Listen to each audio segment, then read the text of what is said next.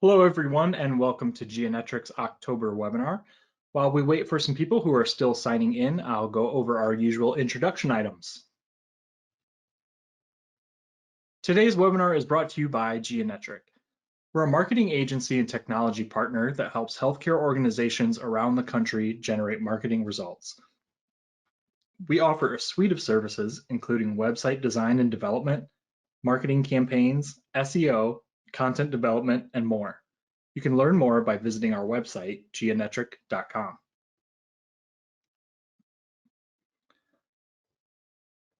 Hold on to your seats because the ebook is almost ready. We're putting the finishing touches on the final, deliverable, and it should be all set here in the next few days. If you want to sign up on the wait list, you can go to geonetric.com/2021, or as an attendee, we'll follow up with you in an email with a link to the book and the recording from today's presentation.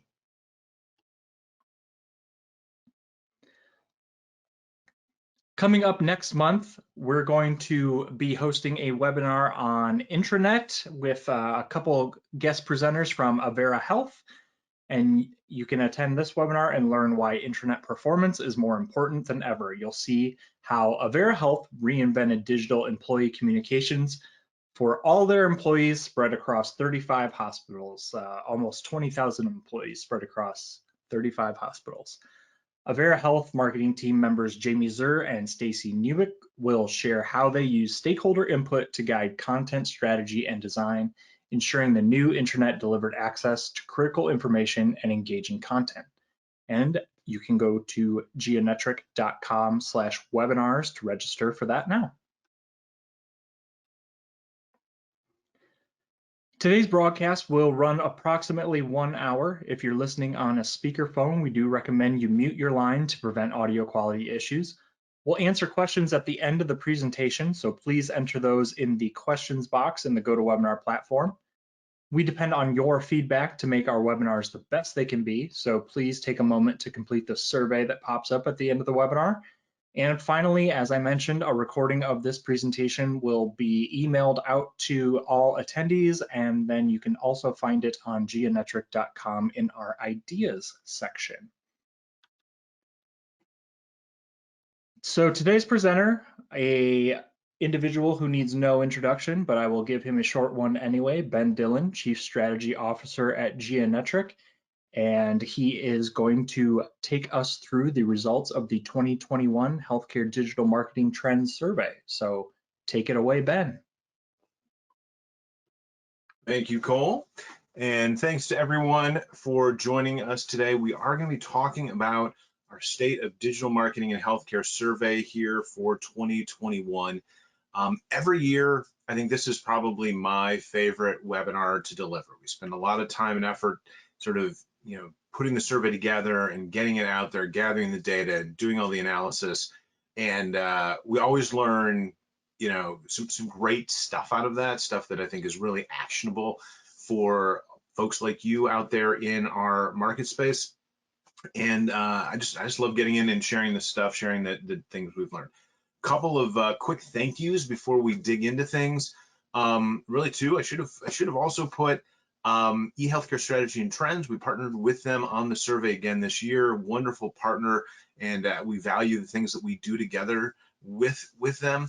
In addition to that, we have a broader survey advisory board that we've engaged with again this year, and this is folks coming from healthcare organizations, people coming from more of the vendor consultant agency side of the world, people who are our clients, people who aren't our clients, really trying to make sure that we're getting a broader perspective on what's important for us to be probing out there, giving us guidance on how we should be asking questions, what makes sense, what doesn't make sense, what would be difficult for them to answer if they were filling out the survey or when they fill out the survey. Just a great group.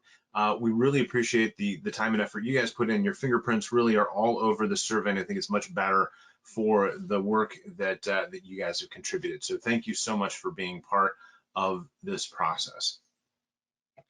So this is the 16th year we've done this survey. When we did this initially, I'd say there was lots of research going on about digital in general, but very, very little going on about what was going on specifically in healthcare. And that's what drove us down this road. We still try to make sure that we're probing in areas and asking questions that we're not seeing coming out of research from other people. We're trying to make sure that this is adding to a bigger conversation and filling in gaps that we want to see. And then again, Survey Advisory Board is asking us to look into. But there are also a few things that we do that I think a little bit differently from other research in the space. And one of those things is that we ask questions, of course, to people working within healthcare organizations. We are also asking a set of questions, not 100% overlap, it's a smaller set of questions, but we do ask a set of questions to the agency, vendor, consulting folks who work in healthcare and help support a lot of what happens in many of your organizations. And so oftentimes we can find some fascinating things looking at those two perspectives, often on the same issues, and looking at how they are similar or different from depending where people are sitting. The other thing that we do that I think has kind of become the hallmark of our research is that we split out our results into the folks who are ahead of the game, the folks that are keeping up, which we call the average group, and the folks that are falling behind, which are the laggards. And while it's certainly useful to get a picture of what folks across healthcare are doing and what they see as important and things like that, a lot of times the things that I find most interesting, most useful, most actionable are when we see how leaders are doing things differently than other groups. And so we do the split, and I should say, this isn't value judgments on our part. We have a set of 22 categories, and we ask respondents to rate where their organization is relative to competitors in the space. They say, we're significantly ahead, we're somewhat ahead, we're keeping up, we're significantly behind, somewhat behind. We rate that all from a -2 to +2 scale. We add it all up. So 22 categories, that scoring, we have a potential range here of -44 points to +44 points. We plot it all out on a graph, and this is what it looks like. We get a nice bell curve, which of course makes me as a data guy feel good. And then we split up the groups, and we try to split it to be roughly equally sized. This year it happened to center around 0. If organizations scored less than a -5, they ended up in the laggard category. This year, if they scored a 5 or higher, they ended up in the leader category. And if they're in between there, they ended up in the average category. Now, the reason I go through all this discussion is when you get the ebook, or pull down a copy of the slides or whatever it might be, the way that we encourage organizations to work with the data is to start right here, to go through, rate yourself, and we'll have the list of categories here in a moment, rate yourself, rate your organization, figure out where you fall, and then read the rest of the document with that in mind, right? If you're a leader and you want to see what other leaders you're competing with are doing, what they're prioritizing, because you want to stay in that group, that will help inform you of things. If you're a laggard and you'd like to step it up and get to the next level, you can see what it looks like to be in that average cohort versus the laggard cohort, and how you may have to start thinking about things different, approaching things different, staffing things different, etc., in order to get from where you are to where you want to be. So it's one of those things that we hear again and again is one of the things that makes the data most actionable. And of course, we ask those questions not just because we want to score that out, although that's a really useful way that we make, that we apply that data. We also, of course, look at where organizations feel like they're doing well, and where as an industry we feel like we're doing well. We look at the actual data from that. So this is the 22 categories. We use the same list of 22 categories for a number of different questions throughout the survey. So how are you performing, and staffing, and where are you going to hire, and what are you outsourcing? We use that same list of functional areas to for consistency throughout a bunch of those things. So you'll see this list come up again and again. Now there's a lot of data here, so I'm going to take just a moment to give you a little bit of context before we sort of get into analysis. The first 3 columns, laggard, average, leader, is the average for each of those groups, each of those cohorts within the respondent group. And again, this is the question on which we put them in those groups. So it doesn't just make sense that leaders score better than average scores better than laggards, but it'd be weird if that wasn't how it came out. But that's what those first three columns are. The fourth column overall is the response average across everyone who responded to the survey. And again, that's the three other cohorts there. The last column is where people sometimes get a little bit confused. One of the things we like to look at it is what are the areas where leaders are doing things most differently from everyone else. And the number we use to represent that is the delta, the difference between the leader score and the laggard score. So that's, leader minus laggard, and that's how we get that. So with that context, let's dig in and see what this is telling us. So, again, this is how are you doing relative to competitors?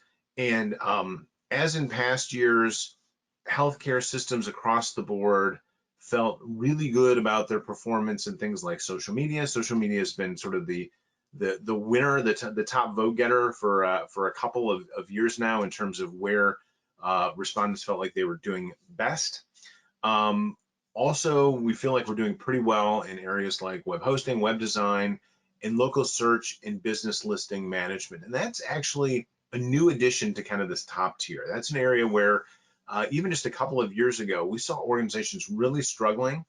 If someone from Google were to show up at a conference, we'd have lots of angry people lobbing questions at them, things like that. This has been an area that's really taken some work to get to the place that it is now. But today, sort of aggregate across the board, our organizations feel pretty decent about how we're doing there, and that's through engaging partners, that's through bringing in software, all the different ways that people have gotten there. But that's now in that top four categories, and again, a little bit surprised that it's sort of gotten up there to the level it has as quickly as it has. Now, just because the top, social media is the top overall doesn't mean that it's necessarily the top item for each individual grouping. And in this case, that's certainly true. Leaders felt this year particularly good about their digital advertising performance. Average organizations scored their web design capabilities on par with social media. They also felt, I guess those two. And then laggards felt really good about web hosting. Web hosting, social media, and everything else, they were kind of in the negative side of that balancing act. Now, when we look at the areas where leaders are outperforming everyone else, we get a different picture here. So content marketing and content development were really high, as they have been the last couple of cycles here. Content has been one of those distinguishing things that leaders have been doing particularly well over the last couple of years. It's been one of the hallmarks, one of those things that seems to be part of their the package that makes them so successful in the things that they're doing. Now, those are down from a little bit from last year.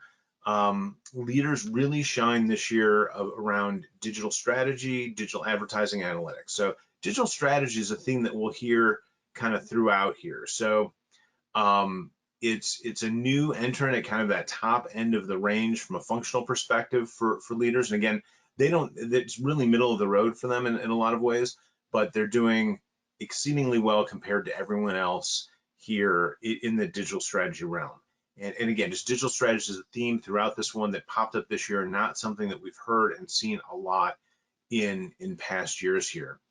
Analytics also an area where I think we're seeing a lot of development. A lot of organizations in healthcare are struggling. Leaders seem to be ahead of the game, if again, not at the top of their list of things they're doing well.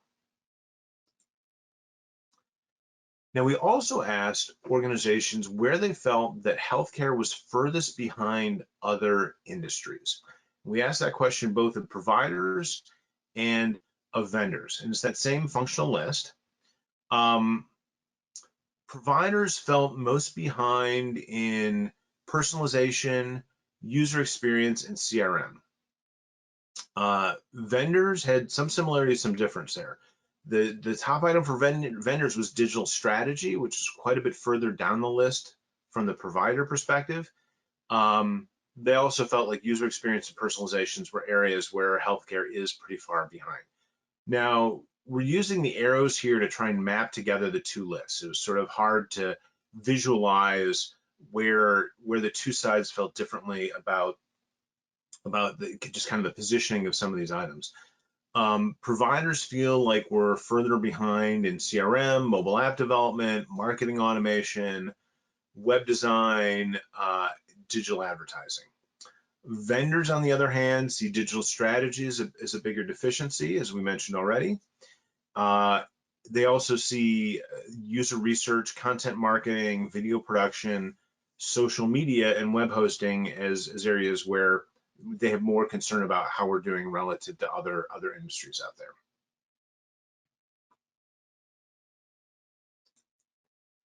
All right, let's shift gears a little bit and start talking about staffing. So we'll get into team size, what areas are getting the most staffing attention today, what's being outsourced, and sort of hot jobs in the space in the coming year.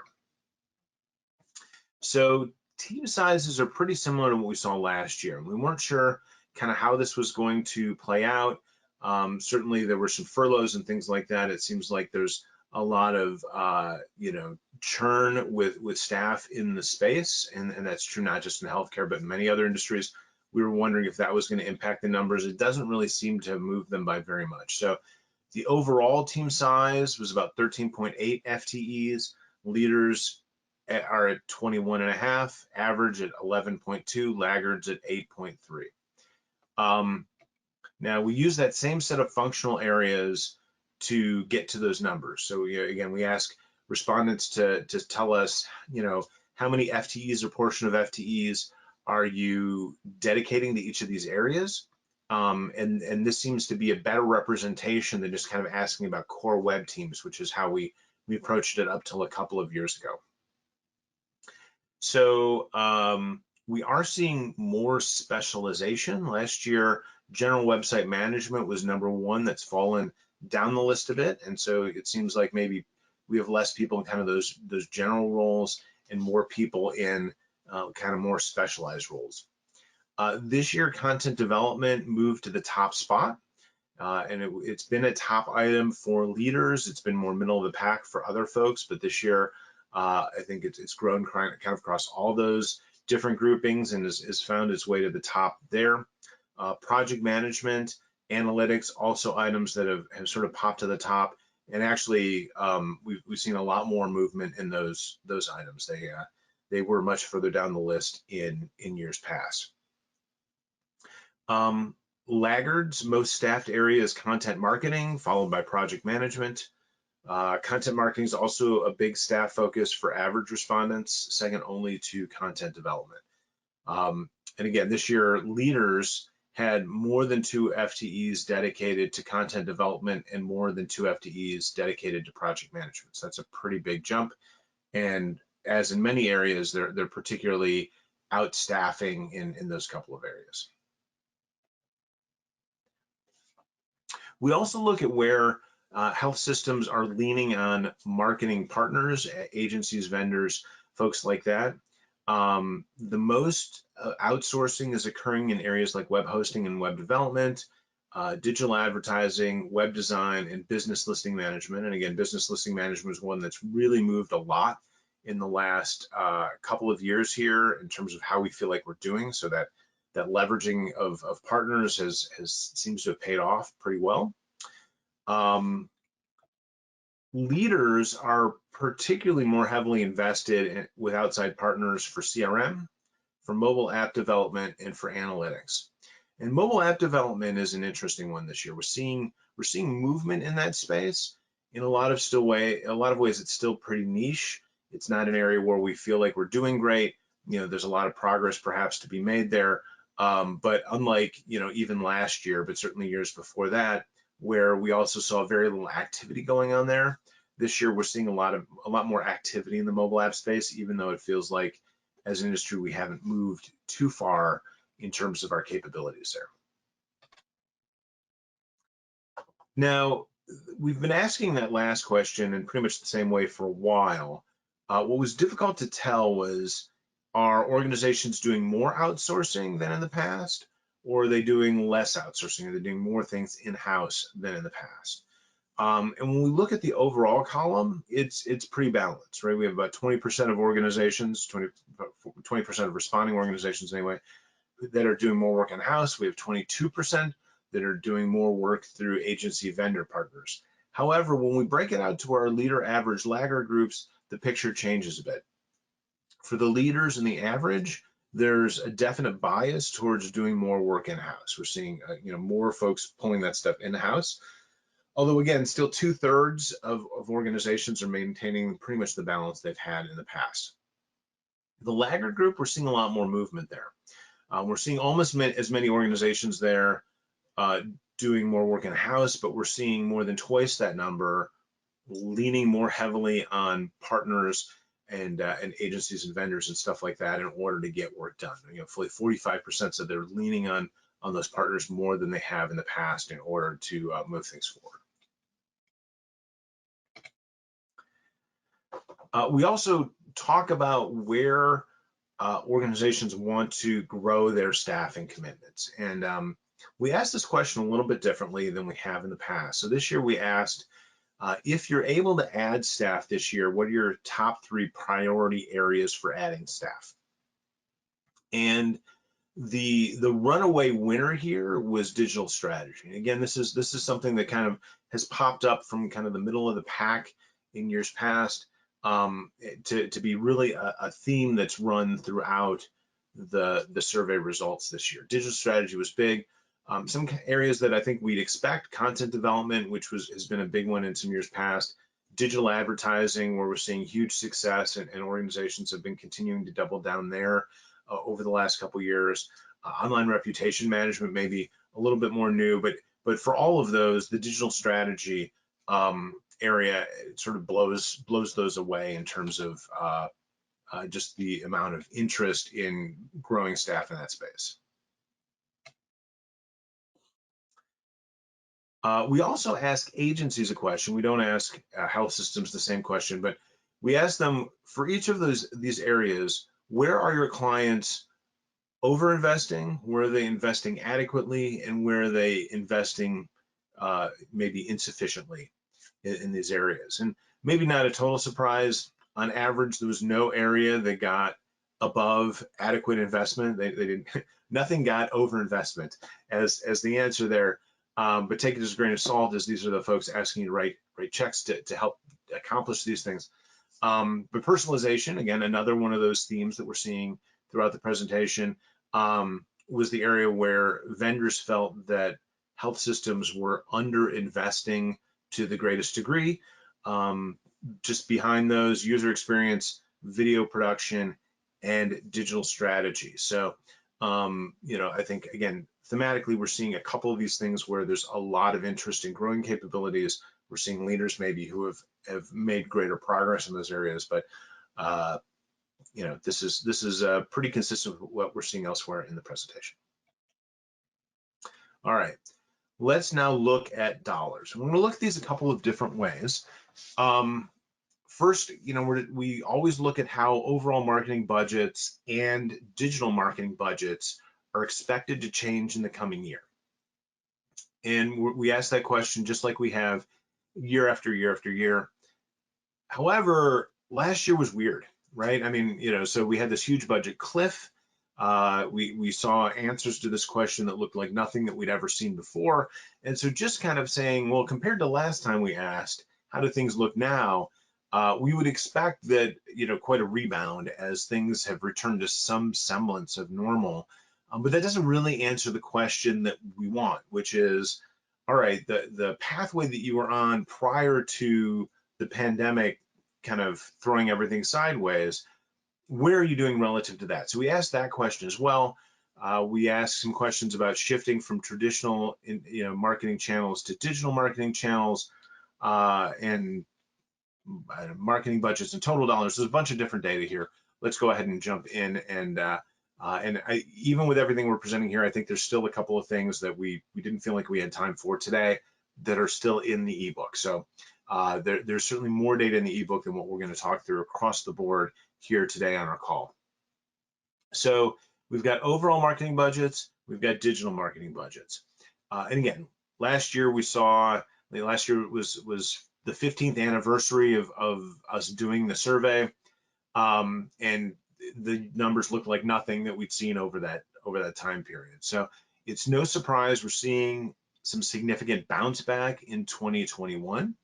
Again, overall marketing budgets, we're seeing 46% growing, and digital marketing budgets, pretty similar number. Maybe not surprising. Last year, laggards were the ones most likely to see hits to their budgets. Average, second most leaders most likely to be maintaining their budget. Very few of them grew the budget. And so this year, maybe not a surprise that we're seeing the biggest rebound, or the largest number of rebounds happening in laggards, where the budgets took the biggest cuts last year, and average, and then leaders kind of bringing up the rear there. That said, leaders, we still have about 30% seeing an increase to their overall marketing budgets, more than 40% seeing an increase to their digital marketing budgets, or expectations of that here in the coming year. When we look at things compared to before the pandemic, the picture's a little bit more mixed, as we might expect. The overall marketing budget, it's a relatively even split, about 24% higher than pre-pandemic, a little less than 20% lower than pre-pandemic. Again, we see that same kind of pattern. The laggards that took the biggest hits and frankly had the smallest budgets by pretty much any way you'd measure it, are most likely to be ahead of where they were in overall marketing budgets now compared to pre-pandemic. But again, for all that progress and for the number of organizations that have bigger budgets, there's still a lot of organizations that haven't caught up to where they are, or where they were pre-pandemic. The digital marketing picture is, I think, a little bit more rosy. Again, that overall grouping, we have more than twice the number of organizations saying our digital marketing budget, or we expect it to be higher than it was before the pandemic in the coming year. That's more than twice the number that are saying that they expect it to be lower than before the pandemic. And again, that same pattern, laggards most likely to be seeing the budgets larger than they were before, leaders most likely to have kind of kept things pretty steady along the way and continuing to do so here in the coming year. One of the great things about running a survey like this is you get to settle in office arguments about the way things are moving with actual data. So we've had kind of this ongoing conversation about whether we saw the pace of change from traditional marketing to digital marketing speeding up, or staying the same, or slowing down. Every year we looked at those last sets of data, and we'd say, well, we've got a bunch of people where their budgets are holding steady, their overall marketing budget holding steady, but their digital marketing budget's growing, or the overall marketing budget is shrinking, but the digital marketing budget is holding steady. And we looked at that as evidence that we were continuing to see the shift from traditional channels to digital channels. So there was no question in our mind that that's been happening. The data has been pretty clear about that, but the pace of change has really been the question. And so we asked, is this faster than before? Is it slower than before? And overall, it's pretty clear that we see a lot of organizations where that shift to digital is moving faster than it has in the past. And personally, I think this has been one of the ways that I've been sort of modeling what has happened through the pandemic, both in healthcare and outside healthcare. Is we had lots of trends, things that were moving a particular direction. It was pretty clear things were happening. And for many of those areas, the pandemic just, poured gasoline on those fires. Like those changes, those kind of shifts that were happening out there just happened a lot faster than they did in the past. And so that seems to be what we're seeing here, where, yes, we've known that we've been shifting from traditional to digital, but for a lot of organizations, the pandemic sort of moved that ahead a couple of years of progress in a relatively short amount of time. Again, we look at this data a lot of different ways. One of the pieces of feedback that we've gotten from our advisory board is that sometimes it's very difficult to come up with a specific number for what organizations are spending on digital. And they thought it might be cleaner for us to get a picture of what portion of the overall marketing budget is dedicated to digital. And so this year, it's a little more than a third overall. It varies a little bit within the groups. There's not a clear pattern along the way, although I think some of the specific numbers that we see may help explain that here in a moment. But a little more than a third of overall marketing budgets right now seem to be dedicated to digital. The interesting thing is we also asked about situations where the digital budget is no longer considered part of the overall marketing budget, right? We've kind of run under this assumption for many, many years that you had a marketing budget and a portion of that went to digital. And this year, nearly 1 in 5 respondents indicated that the digital marketing budget was not coming out of digital any longer. And in most cases, it seems that this is sort of an independent budget for digital initiatives, although we didn't really ask that question quite that way. We're kind of extrapolating that a little bit here. So overall, about 1 in 5. The leaders, I'm sorry, yeah, 1 in 5, 2 in 10. The leaders, it's about 3 in 10. So much higher amongst the leaders, somewhat lower in the other two groups. Then we get into numbers, and the numbers are a little bit complicated this year, so we tried to represent it a couple of different ways so organizations can look at this and try and draw conclusions that are relevant to what they're doing. I'll start with the table at the bottom of this slide. The total spend outside of staff for digital marketing was a little over $1 million on average. Leaders, it was about 1.7. Laggards was about 940,000. Interestingly, average was about 670, and that's what starts to make people scratch their heads a little bit. And we have to remember that just because an organization is in one of these groups, it doesn't indicate everything about that organization. We have some organizations in the laggard group, for instance, that are very large organizations, and just because they're large doesn't necessarily make them successful at digital marketing. In some cases, it probably makes things more challenging for them because of their size and their scope. So we look at this a couple of different ways. So one way is we divide out by the number of beds. And I know bed count is not a great measure of the size of a healthcare organization any longer. We just don't have a better number to use right now for that kind of rough sizing of things. And you can see that applying this changes the picture quite dramatically. Our leaders are about $1,800 on average spend per bed. Average is more than 2,000, almost 2,100. Laggards are 1,600. So obviously we've got some organizations within that laggard group that are very, very large. So much so that it kind of shifts the balance here a little bit. The third way that I like to look at this, and again, sometimes the most productive way, is just to look at the median rather than the mean. And the median basically says, when I take that 50% line from the chart up top, where does it land, right? So we have half of the people spending less than that, half the people spending more of that. And so we included this kind of breakout of how the distribution works. And what you can see here is with the laggards, for instance, that 50% is pretty deep into the $100,000 or less level. And then you say to yourself, well, how do we get an average budget that was so big if half the organizations, more than half the organizations, are spending less than $100,000? And the answer is there's a whole bunch of organizations that are spending $5 to $10 million in that group. And those numbers are just so large that it throws your averages off quite a bit, your mean averages.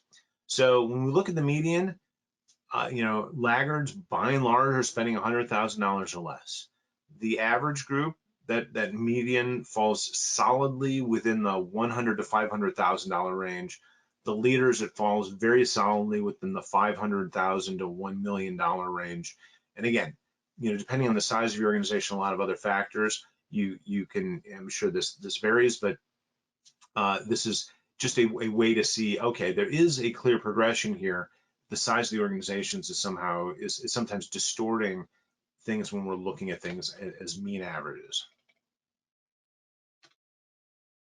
All right, staffing, dollars, all those sorts of things. What are people actually doing from a digital perspective? What are these organizations doing? We'll start with redesigns and replatforming. So every year we look at redesign plans and assess sort of what the life cycle of a website redesign looks like. Some years we've seen that to be pretty short, right? It might be a 3 or 4 year cycle. And we'll look at it and we'll say, about a third of respondents are planning a redesign, about a third have recently completed a redesign, about a third are in the process of doing a redesign. That would be like what a 3 year cycle would look like. So, that's on the short end. We don't see that very often, but as responsive websites hit, for instance, we saw a lot of activity going on at that time. It seemed like those cycles were compressing quite a bit. Some years we've seen this as long as maybe a 7 year cycle, right? Only 15% are redesigning, 15% are planning, 15% have recently completed it. That would be kind of a classic 7 year cycle kind of thing. Last year, we definitely saw the impact of the pandemic on redesign plans, right? And this was organizations being conservative about any spending that they were doing. This was, senior leaders and people who needed to be involved in a major initiative like this, just not having the bandwidth personally to deal with this kind of a project when they were in constant firefighting and crisis management mode. There's a lot of different factors. But last year, only 14% had a redesign in progress, 20% had recently completed, but 30% were in the planning stages. So we expected a huge number of redesigns to be happening this year. I think what's happened is that not all of those things have come to pass because we're still seeing some of those pressures on organizations. So only 10% have a redesign in process right now. 13% have recently completed, 13.5% have recently completed a redesign, right? That would suggest very long cycles. We still have a lot of organizations in the planning stages, nearly a quarter. And then, a good chunk not redesigning in the near future. Now, there is something different about the way we asked this question this year, and we added in, again, something that we've been hearing from the market a little bit. We wanted to kind of assess how big a thing it was, and it turned out, I think, to be much bigger than we'd imagined. And that is organizations saying they use an iterative site improvement process rather than kind of these big bang blow it up redesigns. And that was 15% of respondents there as well. So that, I think, is an interesting trend that we've not captured in the past very accurately. We're still expecting that if things continue to return to normal, we may see a huge amount of redesign activity here in the coming year, but we're still seeing a lot of this kind of compressed due to everything going on with the pandemic still here in 2021. Now, replatforming, CMS changes happen a lot less often than redesigns do. The figures here are pretty similar to what we saw in 2020. And I think a bit of the impacts of the pandemic still here as well. So, more than 2/3 of organizations have no plans to change anything. A little less than 5% have changed here in the last year. About 8% have a change in process, and a really big wedge, 17.5%, say they're in the planning stages, which we usually take to mean that they're considering a CMS change in the coming year. Now, when we cross things up here, we see, some things that we expect. There's not a lot of CMS changes going on if there's not also a redesign happening. For those that are redesigning now, 57% are changing or evaluating a change in platforms. And then, similarly large numbers, 57% are considering a platform change. If they are planning a redesign, 7% are committed to a platform change for that redesign in the coming years. So for those that are taking action, a lot more, or at least looking at platform changes than what we've traditionally seen. We'll see here over the course of the next year if we see as many platform changes happening as people are considering right now. In years past, we've traditionally asked about, website functionality, things like that. We've shifted our focus in that category a bit to really hone in on the capabilities that are relevant to digital front door initiatives. So we're seeing, large numbers of organizations kind of looking at that, looking at sort of what the next generation of digital engagement with consumers is going to look like. And it's kind of rolled under this digital front door umbrella.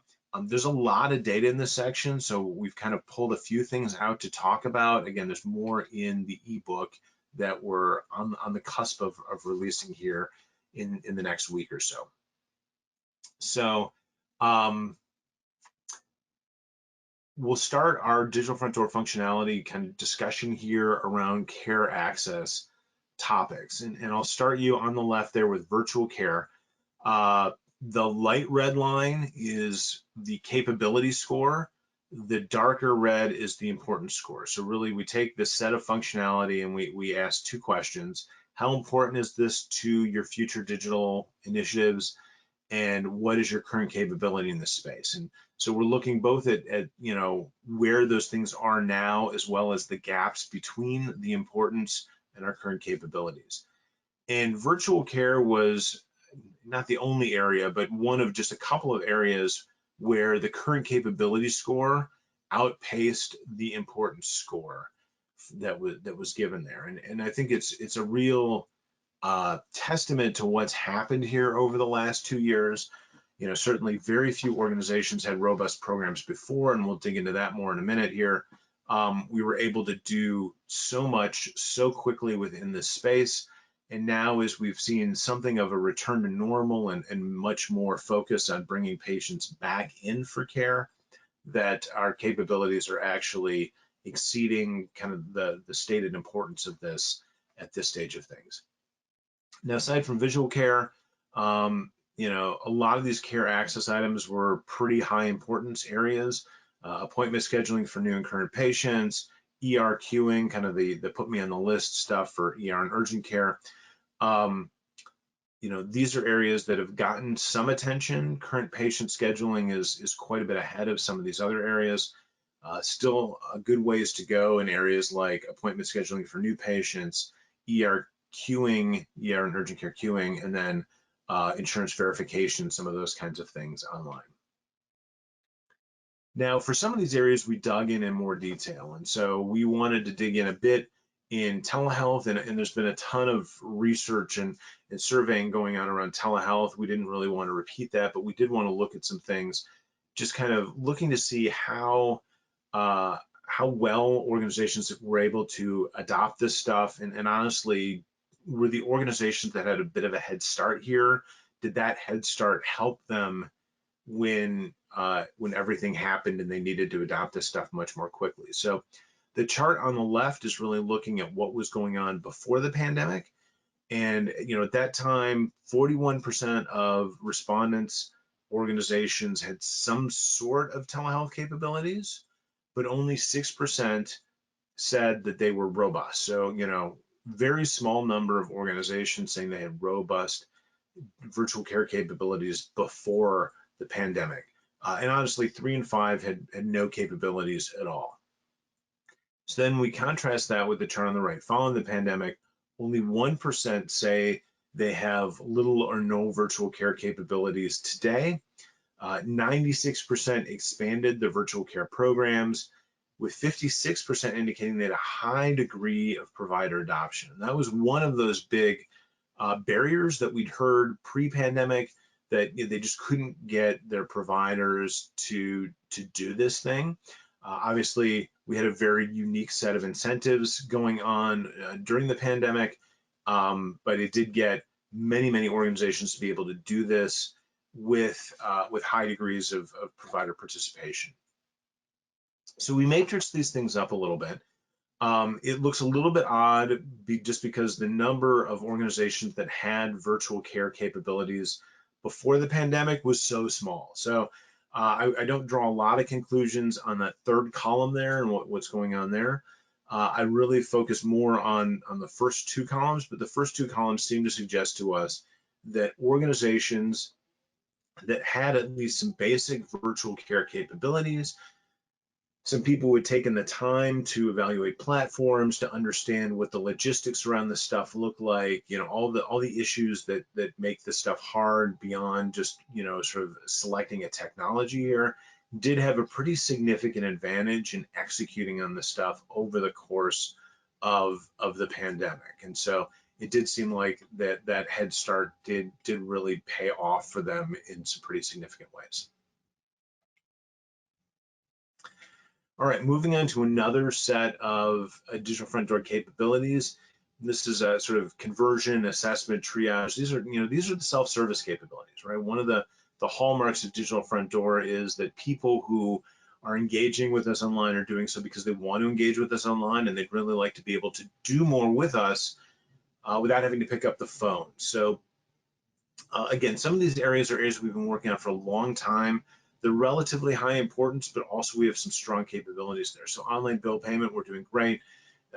Patient forms, we're doing well. Class and event registration, we're doing really well. The areas where we've got some bigger gaps here are things like online care navigation, which was one of our biggest gaps, even though not one of the highest importance levels, but a huge gap there.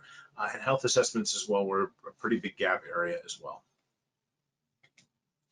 So I know this is small. I did want to give just a quick view of the overall picture of everything, all the categories that we had here. And again, we've got breakouts of this stuff and a lot more detail on this within the ebook. The top importance areas, the areas that got voted highest importance, this was appointmenting for new patients and for current patients. This is provider directory and ratings and reviews, online bill payment, right? The ability to get people in, get them connected to providers and to care, get them to pay their bills, right? That right there, really high importance. And again, we've talked about, I think, most of those in the previous couple of slides. We're doing great in things like online bill payment, provider directories. We've got a little ways to go in appointmenting, particularly for new patient scheduling. At the bottom of the list, again, from an importance standpoint, virtual assistants, health assessments, chatbots, and mobile apps. And again, mobile apps has been a really weird one. We're seeing a lot of activity here, even though it's sort of towards the bottom of that list right now. It's going to be really interesting to see what happens with mobile apps here over the next year, 2 years, 3 years. If progress here is going to translate into this being more important for the organization, or if it's a shiny object and we're investing and those investments are going to ultimately not pay off in a big way. It's going to be really interesting to kind of watch that. Areas with the biggest gaps, personalization, again, one of those themes that we've heard again and again. Identity management, so this is the ability for people to log in and get them connected to who they are as a patient record within the organization, stuff like that. Online chat was a particularly large gap, in online care navigation as well. And we also jumped in and dove a little deeper on personalization as well. And again, like so many of these things, there's more of all of the stuff within the ebook. So the personalization methods is one of the things we look at. And this is primarily personalization methods for web-based personalization. And personalization as a tool set for web experiences has been gradually seeing more and more usage in healthcare every year. This year, personalizing by traffic source or campaign hit the top spot. Geography, which had been, I think the highest vote getter by a pretty wide margin in years past, fell to number 2. And then things like user behaviors and user provided preferences kind of tied in for 3 thereafter that. So this is interesting. We're seeing this expansion of the tool sets, more use of the tool sets, but the way that we often think about personalization, where it's tailoring in the experience once you're in the site, which is about user experience for the most part, has not necessarily been the area that's getting the fastest growth. The fastest growth is coming really from something to save some effort as you're doing more and more campaign testing, targeting campaigns to different audiences, things like that. So what's often happening in that space is you're using different creative, you're using different messaging. Oftentimes you're targeting different people with some of those things.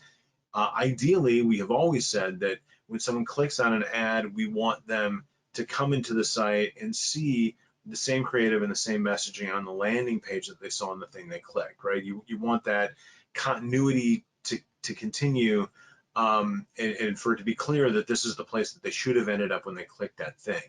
And so instead of creating separate landing pages or separate landing experiences for each of those things, organizations are using the tools of personalization to swap out the imagery and messaging and some of those kinds of things to align that stuff up.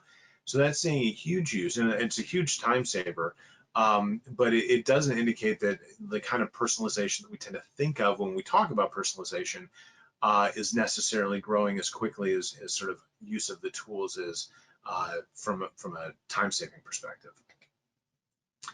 We are, however, seeing that the value that organizations feel like they're getting from these tools continues to improve every single year. And we've talked about this in the past. The first time we asked this question is, can your organization demonstrate that website personalization has improved the performance of your digital marketing, right? Is this tool set that we've been talking about for a long time making you better at doing these things? And the answer that we have gotten has really evolved over the last couple of years. The first time we asked this question, a lot of the folks honestly seemed kind of angry. Like there's a huge number of strongly disagrees in that bucket, that they really weren't seeing that it was delivering on the promises that it was making at that stage of the game. And what we've been telling people all this time, and I think it continues to be true, is this isn't something where you flip the switch and magically your user experience is going to be radically better. What happens is you need to turn it on. There's organizational learning. You need to sort of really iterate on this stuff, and it takes a while before you see big value out of this kind of a tool set and the application of some of this kind of stuff.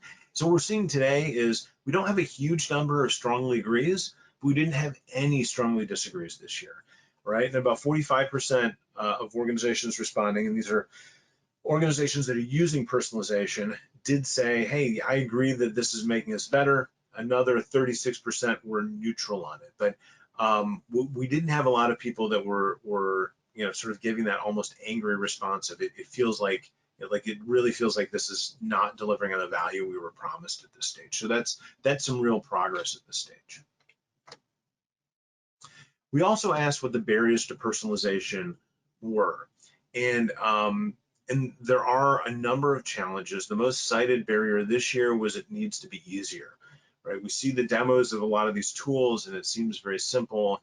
And then when you try to go and you do it in the real world and do it at scale, it's just more difficult than people thought it was going to be. It requires more coding, all those sorts of things. And so, as much as organizations are trying to adopt these tools, they are not trivial to implement. And so organizations really do want easier ways to execute on some of these kinds of things. All right, let's get into goals and barriers. Last year, we had the pandemic closures and reopenings, and we did data collection in 2020 just after a lot of things had opened up. And at that time, patient acquisition leapt to the top of the list and leapt to the top of the list by really wide margin. And this year, patient acquisition has edged down a little bit in terms of importance. The score hasn't actually moved that much, but what has happened is we've seen a bunch of these other consumer and patient-oriented goals leapfrog it to take the top of that list again. So this year, consumer experience, consumer engagement, patient satisfaction, consumer awareness have all leapfrogged patient acquisition from the goals perspective, but again, they've done so mostly because the importance attached to them has gone up. So we really see that some of the goals of engaging with patients and consumers and those sorts of things have really become top of mind for a lot of organizations. As we've seen in a lot of years past, the financial metrics sort of fall directly below those patient and consumer metrics, and then everything for other audiences out there, so employees and physician engagement and fundraising, all fall below that. Now this year we did throw digital transformation in the mix. Again, there's a lot of discussion about it out there, a lot of organizations talking about this. We wanted to see if this is a goal in and of itself rated particularly high. And the answer is it was pretty middle of the pack there in terms of these metrics, below the patient and consumer and below the financial metrics. So as a goal unto itself, not that high. However, a lot of the consumer experience and consumer engagement kinds of metrics that are pretty representative of the things that organizations are trying to accomplish through this part of digital transformation, we're very high on that list. So as we do in some other things, we took that same list and we said, okay, how able are you to demonstrate that your digital marketing is moving the needle on these things? There's a lot of alignment here with a couple of exceptions. We have a lot of clarity around consumer and patient goals. We have the least clarity around some things in population health and physician engagement. And so when we lay these things out and look at the gaps, the picture that we have is a little different than what we've had in years past. So up until last year, where we had ROI kind of make a big move, and it's mostly moved back, I'd say this year, the financial metrics used to own the left edge of this chart. And they still have some of the largest gaps, right? They're numbers 3 and 4 and 6, I guess. But leapfrogging those have been patient satisfaction and consumer experience. So the importance of those areas has really taken a huge jump this year. Our ability to demonstrate success there has not yet caught up. And that makes sense, right? The goals, these things get really important, and then we invest in the actual capabilities there, and we'd expect that gap then to close after that. We ask about the barriers that prevent digital marketing success. This year, and we saw this last year as well, the inability to support online transactions with offline operations, which used to be something we really only saw for leaders, has become a pretty major issue for lots and lots of groups out there. More and more of what we're trying to do with digital experience, with digital transformation, with digital front door is, it requires more than us just slapping a form up there. There needs to be operational processes put in place to support that. And that is still a huge barrier for a lot of organizations. Number 2 here continues to be the one that piques the most interest for me. The inability to measure effectiveness or ROI is a huge barrier here.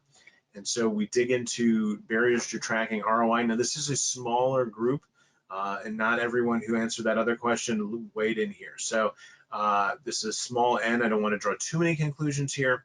But the top item here was a lack of tools of infrastructure. Number 3 here, though, really interesting to me, no formal justification required. No one's asking me to deliver ROI to justify our investments, so I don't. We still have a decent number of organizations answering in that way, although, to be fair, none of our leaders provided that as their answer. So as we move that way, that seems to be a piece of things that is shifting. Finally, we had some things that we asked about in terms of the importance of different marketing channels, digital marketing channels. For the most part, the top channels here are no surprise: your website, search, both organic and paid, Facebook, organic and paid. Like, no surprise, those are at the top of the list. Content marketing has clearly been an area where we've seen a lot of investment. Seeing it come in as number 3 on this list was a bit of a surprise, at least to me. So I think it's indicative of how successful those strategies have been in a lot of organizations here in the last couple of years. One of the things that we were looking at putting this together was to look at newer channels: TikTok, Snapchat, hyper-local social media, physician social media like Nextdoor, hyper-local media like Nextdoor, medicinal focused channels like Sermo and Doximity. Like, our organizations, or at least the marketing departments within organizations, are they using those channels? And the answer for the most part is no. Like, they're not seeing huge usage in those areas right now today. The other reason we wanted to ask is we really wanted to look at the mix of paid versus organic in a lot of these channels, right? And so this is some of the same data. I've selected out a portion of it. I've grouped some things together so we can compare the organic and paid versions of some things. And it's really the question of, is organic still relevant on these platforms? Facebook and Google have both gotten a good amount of attention in the last couple of years around tightening up organic reach and being more overt about the fact that for brands, it's going to be an increasingly pay-for-play kind of environment. The answer right now is that the organic channels across the board in these things continue to be more important than the paid channels, at least according to what all of you have told us. However, for some of our most prominent channels, that gap has all but disappeared. So for Facebook, for Instagram to some degree, for search, for YouTube, those things have really tightened up. And it wouldn't surprise me if in the next year or two, we started to see at least that leader group indicating that the paid version of those channels is more important to them than the organic version of those channels. So we've covered a huge amount of data. Again, I encourage you to get the ebook. If you're registered, if you're here under your own registration, your own email, then you'll get links sent to you around how to get your hands on a copy of this report. If you're borrowing someone else's login to get in, and we know that a lot of that happens, that's just fine, but you won't get that email. So you can go out to geometric.com/2021, and we'll make sure to get that information into your hands. I know we're just beyond time, but if we've got one or two questions, we could address those. Yep, thanks, Ben. So as Ben said, if you do have questions, feel free to enter those into the questions box right now. So as Ben mentioned, we do have that wait list open for the 2021 Healthcare Digital Marketing Trends Survey ebook. Also just wanted to reiterate really quick that our webinar next month in November is going to be showcasing Avera Health and their intranet. Ben will be back with 2 members of that team to speak to that success story. So I am not seeing anything currently for questions. Ben, anything you can see? Nope. If anyone has questions afterwards, if you get a chance to submit them here, we'll follow up with you after the webinar, or you can reach out to me on Twitter or something like that. Ben@geo is my Twitter handle, and we'll get those answers to you. But thanks to everyone for joining us today.